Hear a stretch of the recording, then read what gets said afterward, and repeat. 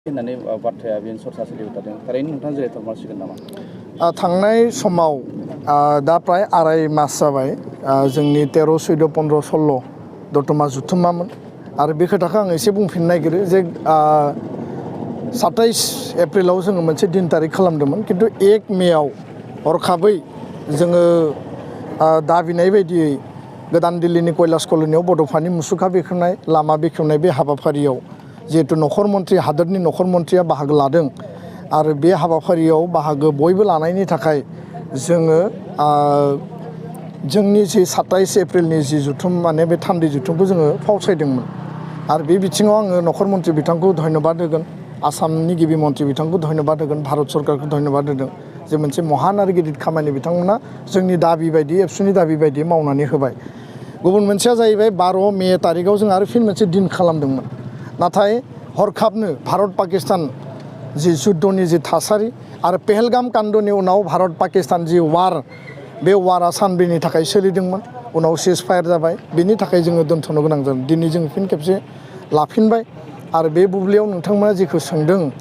जे दुलाराय बर' फरायसा आफादनि संबिजिरनि टार्मा 2 बोसोरनि उनाव जोङो गोदान कमिटि दायो आरो आङो थांनाय समाव डेलिगेट हाउस एबसुनि गासै जोंनि बिबानगिरिफोरनिसिम मोनसे प्रस्ताब मोनसे प्रप'जल लाखिदोंमोन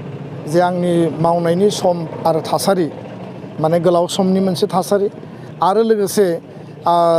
बैसोनि थासारि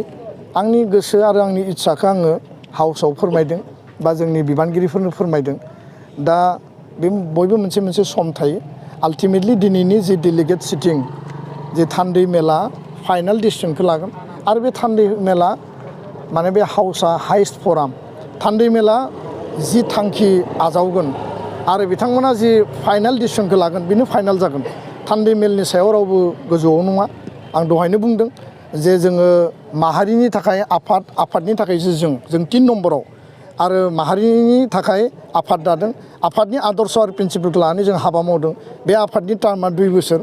आरो बिनि उनाव थान्दै मेला जिल्ला आनसलिक आरो मिरु बे फाइनाल डिसिसन होनानै बिबानगिरिफोरखौ सायख'यो थान्दै मेलाव जि डिसिसन जागोन आं बेखौनो गनायना लागोन आंनि गोसोनि खोथाखौ आं फोरमायबाय आरो आङो थान्दै मेलनि खाथियाव आंनि गासै प्रप'जलखौ आङो हगारबाय बिथांमोना जि डिसिसन होयो बिनि सायाव बिबेसना जागोन आरो फाइनाल जि रिजाल्टआ फैगोन गोजोन्थों। जुदि दोनफिनोबा नोंथाङा थागोन ना थाया? थान्दै मेला मा डिसिसन लायो बेखौ नायग्रोनोसै लेट्सि आरो बिनि उनाव आङो 1 बाजिनि सिगां